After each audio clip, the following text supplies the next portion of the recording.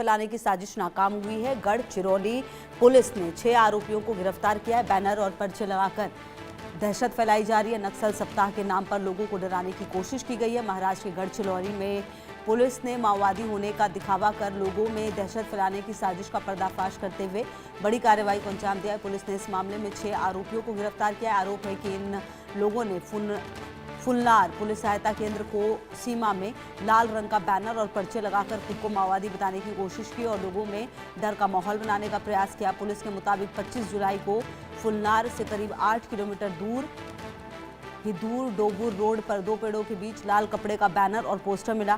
Poster पर ऐसी बातें लिखी थी जिसका मकसद नागरिकों में भय पैदा करना था। मामले की गंभीरता को देखते हुए पुलिस अधीक्षक एम रमेश के निर्देश पर तुरंत जांच शुरू की गई। तकनीकी साक्ष्यों और मुखबिरों से मिली जानकारी के आधार पर पुलिस ने 6 आरोपियों को पहचानकर उन्हें गिरफ्तार कर लिया। जांच में सामने आया कि आरोपियों ने माओवादी संगठन का नाम इस्तेमाल कर लोगों में दहशत फैलाने की साजिश रची। पुलिस ने इस मामले में भारतीय न्याय संहिता, गैर कानूनी गतिविधि रोकथाम और कानून और महाराष्ट्र पुलिस अधिनियम की विभिन्न धाराओं के तहत मामला दर्ज कर लिया है।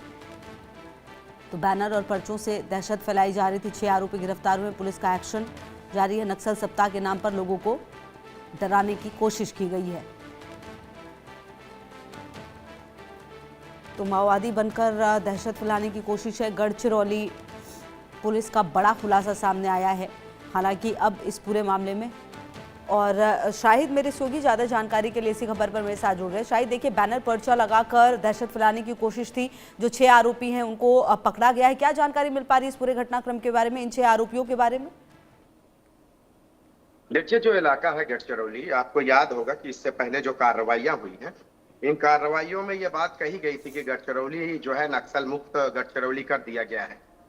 लेकिन जैसे ही ये बैनर सामने आया तो उसके बाद फिर से एक बार एजेंसियों में हड़कंप मच गया, क्योंकि कई जगहों पर आत्मसमर्पण किया गया, कई जगहों पर उनसे रिक्वेस्ट की गई कि आप जो है मेन स्ट्रीम में आइए, आपको मुख्य धारा में। और ये केंद्र सरकार की एक जो है योजना थी, उस योजना के तहत काफी सारे नक्सली जो है इसमें शामिल हुए।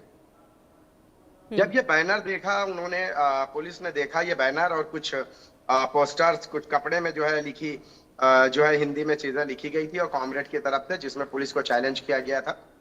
जैसे ही लोगों ने देखा तो गांव में एक दहशत का माहौल हो गया। और जो लोकेशन है, पहले मैं आपको बता देता हूं कि ये जो लोकेशन है, यहाँ पे फूल नगर जो केंद्र है, पुलिस सहायता केंद्र है, यहाँ से 8 किलोमीटर के दूर हिद्दूर डोबूर रोड है।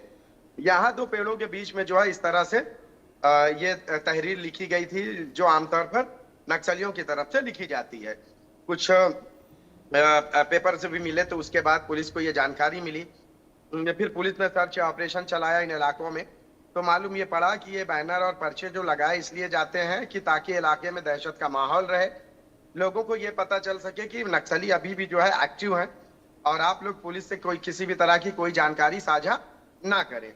तो उसके बाद पुलिस ने फिर जब देखा कि चूंकि इस इलाके से तकरीबन 250 से ज्यादा नक्सलियों को जो है आत्मसमर्पण करने पर पुलिस ने मजबूर किया, तो पुलिस के लिए भी ये एक बहुत बड़ा चैलेंज था। फिर पुलिस ने जो है इस पूरे मामले में तफ्तीश की और तफ्तीश करने के बाद 8 लोगों को जो है इस पूरे मामले में जो जिन लोगों को गिरफ्तार किया गया, 6 लोगों को जो है पुलिस ने इस मामले में गिरफ्तार किया है। अभी भी संभव है कि इस मामले में 6 के अलावा और भी आरोपी हो सकते हैं। पूछताछ में इस बात का खुलासा हुआ है कि नक्सलियों के वजूद को बरकरार रखने के लिए ये एक्टिविटी की गई है, ताकि जो है ग्रामीणों में दहशत पैदा हो और पुलिस को ये मालूम हो कि यह इलाका नक्सल मुक्त नहीं है। तो पुलिस ने इस पूरे मामले में 6 लोगों को कार्रवाई करते हुए गिरफ्तार किया है।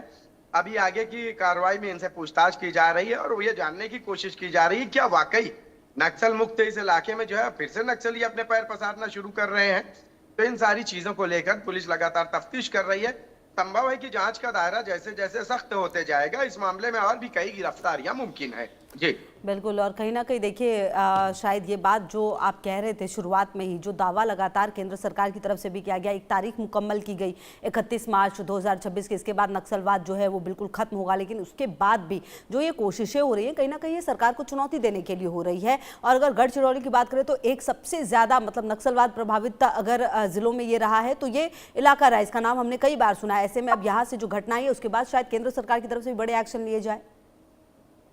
जी बिल्कुल। अब देखिए, सबसे पहली बात यह है कि इन इलाकों में पुलिस ने भी दावा किया था कि ये इलाके नक्सल मुक्त हो गए हैं खासकर महाराष्ट्र की इस बेल्ट में जो है, आपको मैं बता दूं कि बहुत ज्यादा नक्सल प्रभावित इलाका था। और सबसे बड़ी उसकी वजह यह भी रही है कि ग्रामीणों में दो चीज पैदा की गई थी। पुलिस उतना भरोसा ग्रामीणों पर करने ग्रामीण जो है पुलिस पर भरोसा नहीं करते थे, नक्सलियों पर करते थे। और नक्सली ग्रामीण को दोनों तरीके से डर के भी और अपने साथ रखने के लिए भी और तरीकों से भी जो है हमेशा मिलाकर रखते थे। यही वजह रही कि लंबे समय से इन इलाकों में नक्सलियों के जरिए गतिविधि जो रही है वो अंजाम दी जा रही थी। केंद्र सरकार ने जब ये कोशिश की कि भाई उनको भी जो है एक मौका दिया जाए, मुख्य धारा में लाया जाए, तो फिर उसके बाद पुलिस की एक्टिविटी तेज हुई। अब क्योंकि देखिए इस तरह से बैनर और पर्चे और ये कपड़ों में जो इबारत लिखकर लगाने का मतलब ये है कि कहीं ना कहीं नक्सली अपने वजूद को बरकरार रखने के लिए ये सारी चीजें कर रहे हैं। बहरहाल ये तो पुलिस के लिए पूछताछ और जो है जांच का विषय है कि क्या वाकई नक्सली है अभी इस इलाके में, या ये 6 जो पकड़े गए हैं ये मात्र जो है मोहरा है, इनके पीछे कोई और है। तो ये सारी चीजें जांच का विषय है और ये उम्मीद की जाती है कि इस पूरे मामले में जब जांच होगी तो और भी कई अहम खुलासे हो सकते हैं। फिर उसके बाद तो जाहिर सी बात है कि एजेंसियों के लिए तो ये तो बहुत बड़ी चुनौती है, चैलेंज है कि अगर जहां जिन इलाकों में उन्होंने नक्सल मुक्त का जो है नारा दिया है, उन इलाकों में फिर से इस तरह से बैनरबाजी अगर शुरू हो रही है तो जाहिर सी बात है कि ये पुलिस के लिए, एजेंसियों के लिए बहुत बड़ी चुनौती है। बिल्कुल, और सरकार को चुनौती देने की भी कोशिश है। बहुत शुक्रिया शाहिद आपका इन तमाम जानकारियों के लिए।